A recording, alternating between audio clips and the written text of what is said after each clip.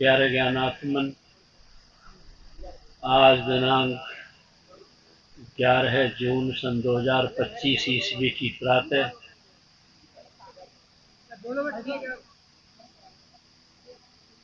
ग्राम ललई बदायूं उत्तर प्रदेश में भाई लक्ष्मण सिंह जी एवं प्रधान शिषपाल सिंह जी के आवास पर हम और आप सत्संग के माध्यम से आमने सामने।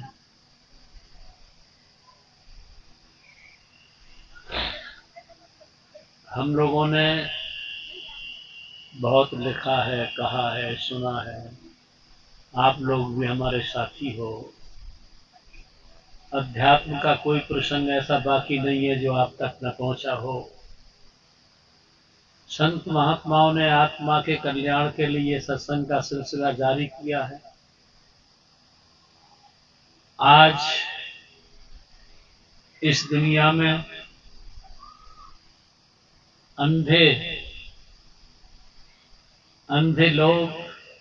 अंधे लोगों को दिशा दे रहे हैं, मोक्ष की, निर्वाण की,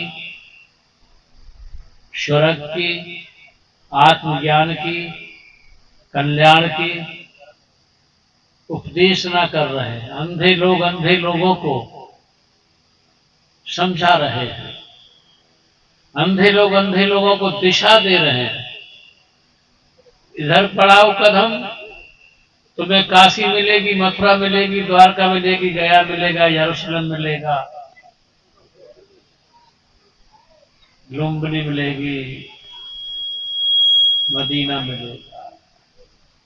अंधा आदमी कह रहा है इस दिशा को कदम बढ़ाओ, तुम्हें राम मिलेगा, कृष्ण मिलेगा, शिव मिलेगा, सत्य पुरुष मिलेगा, अकाल पुरुष मिलेगा। कबीर साहब ने कहा है कि जाका गुरुआ अंधा, जाका गुरुआ आंधला, चेला करा निरंध, अंधे अंधाचारिया दोनों को पढ़। इन अंधों को अंधे दिशा दे रहे हैं ज्ञान की, परमात्मा की, और ये अंधे दौड़े चले जा रहे हैं। इन अंधों को ये भी पता नहीं है कि जलती हुई लालटेन या बुझी हुई लालटेन कौन सी होती है। अंधों को न जली हुई लालटेन का पता ज्ञान होता है, न बुझी हुई लालटेन का पता होता है। और इन अंधों में भी ऐसे होते हैं कि रात दिन कथा सुनाते रहते हैं, भगवान की चर्चा सुनाते रहते हैं, ज्ञान सुनाते रहते हैं, वेदों को, शास्त्रों को, कुरान को, बाइबल को, तौरेत को, अंजील को, धम्मपद को सुनाते रहते हैं। कहते हैं ये परमात्मा की खबर है, ये परमात्मा की सूचना है, ये परमात्मा का उपदेश है, ये परमात्मा ने कहा तो किसी और ने है, लेकिन परमात्मा ने कहा। परमात्मा उनके मुख से बोल रहा है। तो आंधर हाथ लिए कर दीपक, कबीर ने कहा आंधर हाथ लिए कर दीपक, कर प्रकाश लखावे, और आगे करे चांदना, आप अंधेरे में जावे। प्लीज जो आगे अपने ढंग से बैठेगा, इनका काहे कोई ने समझा रहे, सब समझे हुए हैं। ये हमसे तुमसे बहुत ज्यादा समझे हुए हैं। तो आंधर हाथ लिए कर दीपक, कर प्रकाश लखावे, और आगे करे चांदना, आप अंधेरे में जावे। तो इन अंधों का यही ढंग है कि जो लालटेन लिए, दीपक लिए, ज्ञान लिए, शास्त्रों के सुना रहे हैं, ये परमात्मा ने कहा ऐसे तो परमात्मा मिलेगा, ये परमात्मा की वाणी है, परमात्मा ऐसा है, ऐसा, लेकिन आप अंधेरे में जा रहे हैं। संस्कृत में एक पाठ्य पुस्तक में आया करता था, कहीं कोई महात्मा आए थे, और जब वो महात्मा आए थे तो उनके दर्शन करने के लिए बहुत लोग जा रहे थे, और उनमें एक अंधा आदमी भी जा रहा था। दर्शन करने के लिए। जब अंधा आदमी दर्शन करने के लिए जा रहा था तो किसी ने पूछा, ए भाई, हम लोग तो उन संत जी के दर्शन करने जा रहे हैं कि हमारी आंखें हैं, लेकिन तू जो जा रहा है दर्शन करने के लिए, तेरी तो आंखें भी नहीं है, तू अंधा है, तू कैसे दर्शन करेगा? तो उस अंधे आदमी ने बहुत प्यारी बात कही थी। उसने कहा था, भूमहोदया यदि अहम नेत्र रहित द्रक्ष्यामि सतु कमल द्रक्ष्यामि अहम, यानी अब मैं अपने इन नेत्रों से परमात्मा को, प्रभु को, उन संत जन को नहीं देख पाऊंगा, तो उनके कमल रूपी नेत्र तो मुझे देखेंगे, वह तो मुझे देखेंगे। लेकिन इन अंधों की जमात में आंख वालों का भी पता नहीं है इन अंधों को कि कौन आंख वाला है, कौन बे आंख वाला है। और संत सदगुरु कहते हैं कि इन अंधों को दिशा का उपदेश मत दो, इन अंधों को कोई भी व्याख्यान मत सुनाओ, इन अंधों के लिए कोई भी युक्ति, योग, साधना, ध्यान कुछ भी मत सुनाओ। अगर तुम इन पर मेहरबान ही होते हो, अगर तुम इन पर दयावान ही होते हो, तो इन अंधों की आंखें खोल दो, इनको आंखें खोल दो। जब तुम इनकी आंखों की चिकित्सा, आंखों का निदान आंखें खोल दोगे, तो ये काशी को काशी जानेंगे, मथुरा को मथुरा जानेंगे, अयोध्या को अयोध्या मानेंगे, यरूशलेम को यरूशलेम और मक्का को मक्का, मदीना। आंखें खोल, और आंखें जो खुलती है वह इन ग्रंथों के वाक्यों को चित्र पटल पर जमा कर लेने से नहीं खुलती। ये तो कितने ही विद्वानों ने अपने अपनी भाषाओं में अपने अपने भावों को उड़ेल करके परमात्मा के नाम पर व्याख्या कर करके हमारे सामने बहुत धर्म ग्रंथों का अंबार लगा दिया। लेकिन इन ग्रंथों के अध्ययन करने से हमारी आंखें नहीं खुल जाती। आंखें जो हमारी खुलती हैं वो उनसे खुलती हैं जब कोई जिंदा संत सदगुरु, जिंदा आंख वाला तुम्हें मिले, जिसकी आंख खुली हुई है वह तुम्हें मिले, वह तुम्हारी हाथ थाम ले, तुम्हारी बाहें थाम ले, तुम्हें शुभ दिशा पर डाल दे। एक तो वो तुम्हारे फायदे की बात हो, आंख वाला तुम्हें कोई मिल जाए। इन अंधों की दुनिया में तुम्हें यदि कोई आंख वाला मिल जाता है तो आंख वाले का हाथ थामने से, आंख वाले के साथ चलने से तुम किसी भी शुभ दिशा में, मोक्ष की दिशा में, निर्वाण की दिशा में, कल्याण की दिशा में, स्वर्ग की दिशा में, आत्मज्ञान की दिशा में चल सकते हो। और यदि आंख वाला नहीं है, तुम्हारे जीवन में कोई आंख वाला नहीं मिला है, तो तुम्हारे जीवन की कोई शुभ दिशा नहीं होगी। पता नहीं कहां जाके गंतव्य तुम्हारा हो। चले हो सोचकर कि हम जाकर पहुंचेंगे नहीं, और जाते समुद्र में डूब जाते। तो एक तो सबसे पहले आंख वाले के पास जाओ। और जब आंख वाला, जैसे हम लोग बार बार कहा करते हैं कि जलता हुआ दीपक के पास तुम बुझे हुए दीपक चिराग कौन जाओगे, तो जिंदे दीपक की जलती हुई लो से तुम छू जाने से तुम भी जले हुए दीप बन जाओ। जले हुए दीप की बाती से बाती मिला लेता है बुझा हुआ दीप, तो वह दीप भी जल जाता है।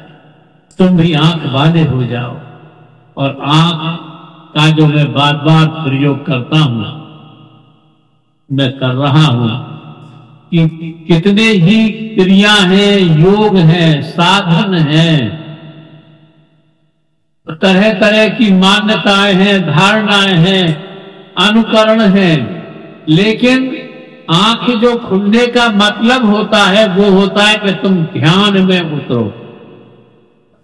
चाहे कोई भी महापुरुष दुनिया में हुआ है, बुद्ध है, महावीर है, कबीर है, नानक है, रविदास है, रास्ता विद्याल है, कोई भी महापुरुष है, वो ध्यान में उतरे हैं। और ध्यान में उतरने वाला आदमी ही ज्ञान की दौड़ नहीं लगाता है। ध्यान में उतरने वाला आदमी ही अपने मन से, अपने चित्त से, अपनी बुद्धि से, अपनी वृत्तियों से, अपनी आशाओं से, वासनाओं से ऊपर उठ करके उन्मुख होता है। और जो इंद्रियों से, मन से, वासनाओं से ऊपर, जिसे हम 10वां द्वार कहते हैं, जहां प्रकाश और अनहद शब्द का सेंटर होता है, स्रोत होता है, वहां हमें ध्यान पहुंचाता है। दुनिया का कोई ज्ञान, सब पीछे दरवाजे के पीछे पीछे खड़े रह जाते हैं। केवल उसके द्वार में हमको ध्यान ही पहुंचाता है। ध्यान में उतरना कोई किताब नहीं सिखा सकती, कोई मान्यता नहीं सिखा सकती। किसी ध्यान में उतरने के लिए वक्त के मौजूद सतगुरु की शरण में जाना पड़ता है, और सतगुरु ही हमें ध्यान में उतरने की युक्ति देता है। इसके बाद मैं जब भी किसी सत्संग में पहुंचता हूं, तो उस सत्संग के माला के धागे में किसी न किसी महापुरुष, संत महात्मा के मोती को पिरोता हूं, ताकि हमको ये पता पड़े कि हम ही इस सत्संग में नहीं बैठे हैं, हम ही किसी गुरु की शरण में नहीं पहुंचे हैं, हम ही परमात्मा की साधना नहीं करते हैं। हमसे पहले भी बहुत कर चुके हैं, और उन्होंने अपने जीवन में सच्चा सुख, सच्चा प्रेम, सच्चा ज्ञान, सच्चा आनंद, सच्चा निर्वाण का जो अनुभव किया है, वो केवल उन साधना, उपासना, आस्था, श्रद्धा से किया है। तो मैं आज के प्रवचन माला की मोतियों की धागा में जो नाम मोती का पिरो रहा हूं, वह पिरो रहा हूं महात्मा रेवत, REWT। रेवत नाम कम लोग जानते होंगे। ये भगवान बुद्ध के समकालीन थे, और इनका जन्म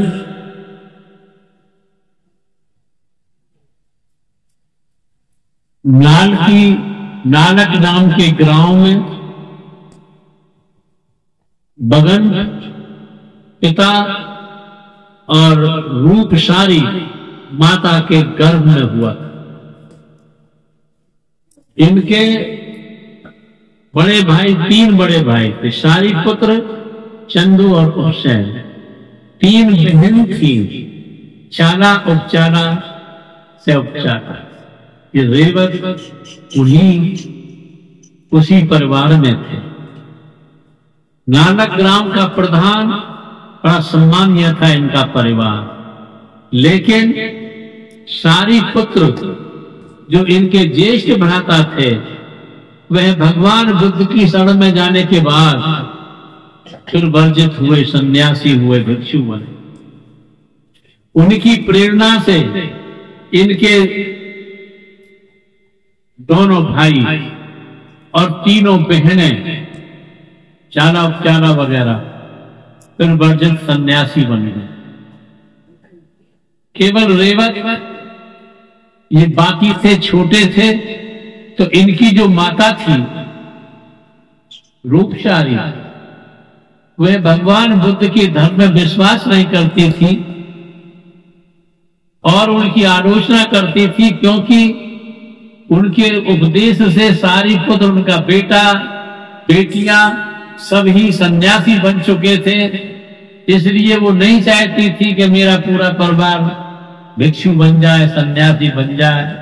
तो रेवत छोटे थे, उसने माँ ने कहा कि रेवत भी सन्यास की ओर न चला जाए, लिहाजा इसे मैं सन्यास से रोक करके गृहस्थ की ओर ले जाऊं।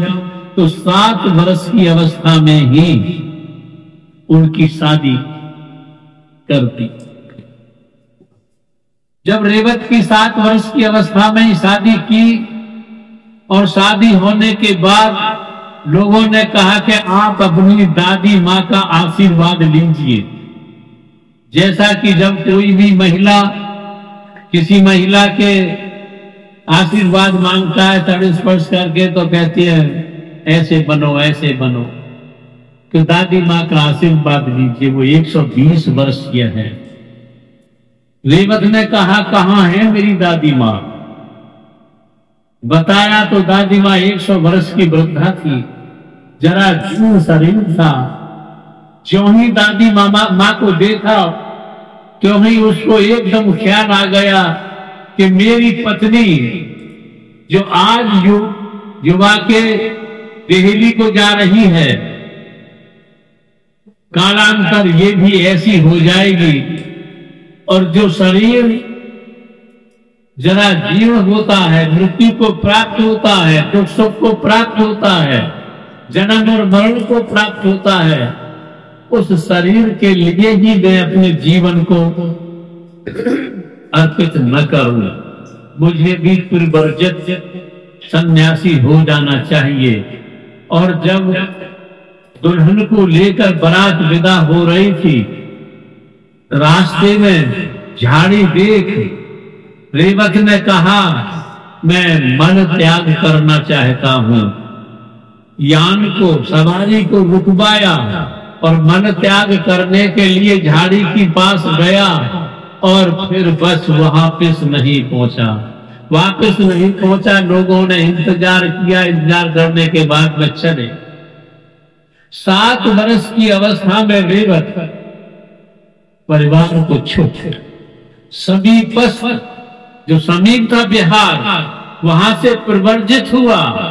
सारे पुत्र जो भगवान बुद्ध का धर्म सेनापति था, उसने समस्त बिहारों को कह रखा था कि अगर रेवत आए और प्रवर्जित होना चाहता है तो बिना माता पिता की आज्ञा के, सहमति के भी उसे प्रवर्जित कर देना। समीप बिहार में प्रवर्जित हुआ रेवत और हिदनी नाम की वन में जाकर के वो मौन और एकांतवास में ध्यान में उतर गए। कभी कभी वो भगवान के दर्शनार्थ श्रावस्ती बिहार में आया करता था, जाया करता था। चलता रहा ये दौर। वो एकांत प्रिय था, मौन रहता था। सारी पुत्र ने भगवान बुद्ध से कहा कि मैं रेवत से मिलना चाहता। भगवान बुद्ध ने कहा ठहरो, मैं भी चलूंगा। मिलने के लिए दोनों चले हुए, मिलकर आए, बड़े प्रभावित हुए। और जब मौन रहते थे रेवत, एकांत प्रिय थे, उनके मौन रहने पर कई लोगों को तरह तरह की शंकाएं हुई। कई बार तो कुछ लोग उपदेश सुनने के लिए रेवत के पास आए, लेकिन मौन रहकर वो कुछ न उपदेश न कर सके। लोग बैरंग लौट जाते थे। इसी प्रकार दौर चलता रहा। और एक बार उनके जीवन में ऐसी घटना घटी कि कुछ लोग राजघराने से चोरी करके, चोर जा रहे थे और रेवत अपना पालकी मार आसन लगाए ध्यान में बैठे थे। उन चोरों ने वो चुराया हुआ माल इनके यहाँ फेंक दिया, चले गए। राजपुत्र पीछा कर रहे थे। उन पीछा करते करते उन्होंने अपने रेवत पर ही सारा संदेह किया कि इन्हीं चोरी की है, इन्हीं के यहाँ ये माल मिला है। इनको राज दरबार में पेश किया गया। इन्होंने नकारा, बहुत कहा कि मेरा ये कर्तव्य नहीं है, लेकिन सबूत धन था, चोरी का माल था, इनको दंड देना चाहा। तो ये कहते हैं कि ये उस वक्त पालथी मारकर बैठे थे, जमीन से ऊपर उठे और उठने के बाद इनका शरीर नीचे रह गया, गिरा, और ये अपने जो स्रोत था, ध्यान का जो स्रोत था, निर्वाण था, मोक्ष था, उसमें स्थित हो गए। संदेश दे गई दुनिया को रेवत कि मन से, इंद्रियों से, शरीरों से ऊपर उठकर हमारा तुम्हारा मूल स्रोत है। बस इस मोती की उपदेशना से मैं आप लोगों से ये कहूंगा कि आप यदि किसी संत सदगुरु की, अंतर्मुखी सदगुरु के शरण में पहुंच गए हो, गुरु तो बहुत हैं, जहां भी जाओगे वही गुरु मिल जाएंगे, लेकिन बाहर मुखी गुरुओं से तुम्हारा काम नहीं चलेगा, अंतर्मुखी गुरु से काम चलेगा। एक कहानी मुझे याद आई, पढ़ रहा था मैं, एक मनोवैज्ञानिक था और वो मैरिज काउंसलर बना दिया गया। पति को मैरिज काउंसलर, जो आजकल जैसे हमारे ये श्याम कुमार दिवाकर जी हैं, फैमिली कोर्ट के जज हैं जो बैठे हैं, ऐसे ही वो शादियों के बना दिए गए। और जो पति पत्नी त्याग पत्र लेना चाहते थे आपस में, उनके यहाँ मुकदमे जाते थे और वो उन मुकदमों को त्याग पत्र से, संबंध विच्छेदन से बचा करके उनमें समझौता कराया करते थे। बड़ी ख्याति दूर दूर तक पहुंच गई। जब वह उन दंपत्ति के, पति पत्नी के समझौता कराते थे, उनके घरों को आबाद करा देते थे, तो उनकी जो खुद की पत्नी थी, उसने एक मनोवैज्ञानिक से कहा कि मेरे पति बहुत होशियार हैं, कितने ही जोड़ों को उन्होंने फिर जोड़ दिया, रिश्ते टूटते हुए को उन्होंने बना दिया, लेकिन मेरा और उनका भी विवाद कोर्ट में चल रहा है और मैं निश्चय ही त्याग पत्र लूंगी। मुझे कोई ऐसी तरकीब बताओ जिससे मैं मेरे पति पर भरोसा है कि बहुत विद्वान है, लेकिन त्याग पत्र हमारा होकर ही रहे। तो उस पत्नी ने जब ये कहा कि बहुत लोगों के रिश्तों को बनाया है, जोड़ों को बनाया है, उन्होंने समझौता कराया है, दो दिशाओं को जाते हुओं को एक जगह मिलाना है, लेकिन हमारा त्याग पत्र निश्चय ही होगा, संबंध विच्छेद निश्चय ही हो। तो उस मनोवैज्ञानिक ने कहा था कि तुम अपने इस विवाद को किसी दूसरे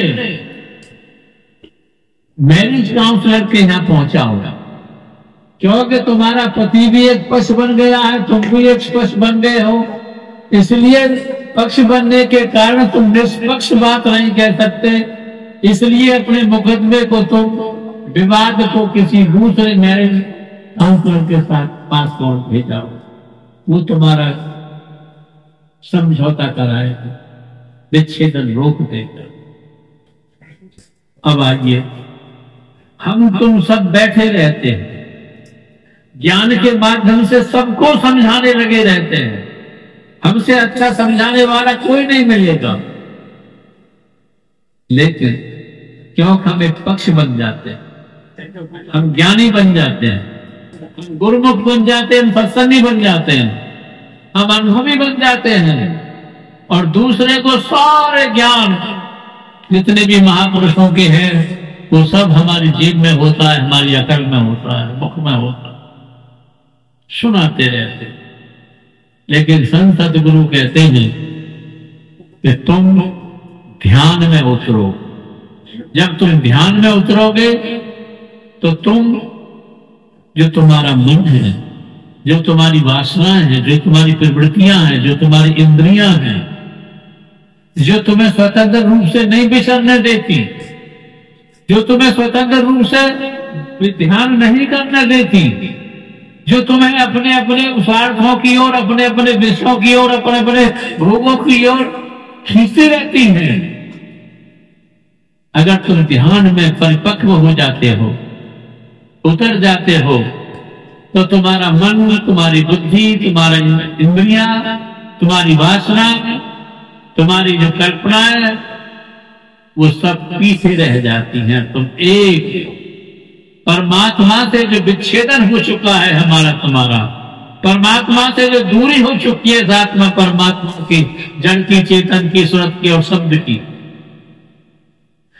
वो तभी विच्छेदन दूर हो जाता है जब हम मन आदि विषयों से, इंद्रियों से दूर हो जाते हैं, हमारा एकत्व स्थापित हो जाता है।